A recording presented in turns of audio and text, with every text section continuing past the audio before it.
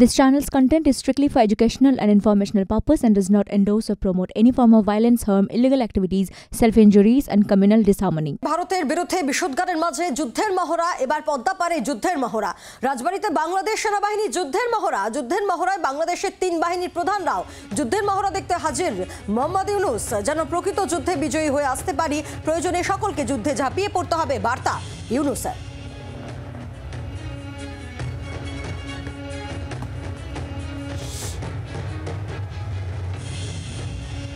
এটা চমৎকার অভিজ্ঞতা নিয়ে গেলাম, কত সুন্দরভাবে একটা যুদ্ধ পরিচালনা করা যায়, কত সাহসের সঙ্গে এগিয়ে যাওয়া যায়। যদিও এটা বাস্তব নয়, এটা মহড়া মাত্র। তো এই মহড়া থেকেই বাস্তবের সৃষ্টি, প্রস্তুতি, যাতে প্রকৃত যুদ্ধে আমরা সফলভাবে বিজয়ী হয়ে আসতে পারি। সেনাবাহিনীর মূল লক্ষ্যই হলো বিজয়ী হওয়া, দেশকে রক্ষা করা সকল পরিস্থিতিতে।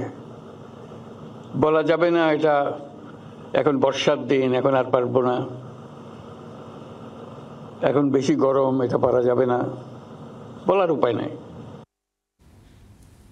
আমরা এই নিয়ে কথা বলেছিলাম আন্তর্জাতিক সম্পর্ক বিশেষজ্ঞ ঈশানী নস্করের সঙ্গে, তার বক্তব্য শুনবো।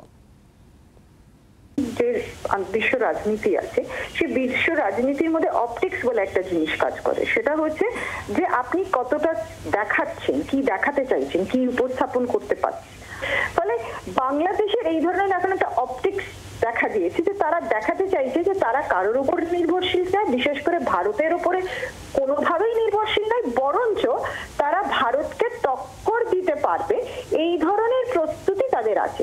এবার ইউনূস সাহেব তিনি নিজেই বলতে পারবেন তিনি কোন যুদ্ধের ইঙ্গিত করছে, কারণ যুদ্ধ তো তার দেশেও অশান্তি হচ্ছে, তাছাড়া তার অর্থনৈতিক সংগ্রামও চলছে। ফলে তিনি কোন যুদ্ধের কথা এবং কার বিরুদ্ধে যুদ্ধের কথা বলছেন সেইটা কিন্তু তাকে ঠিক করে নিতে হবে। বাংলার আওয়াজ, বাঙালির আবেগ, জি 24 ঘন্টা।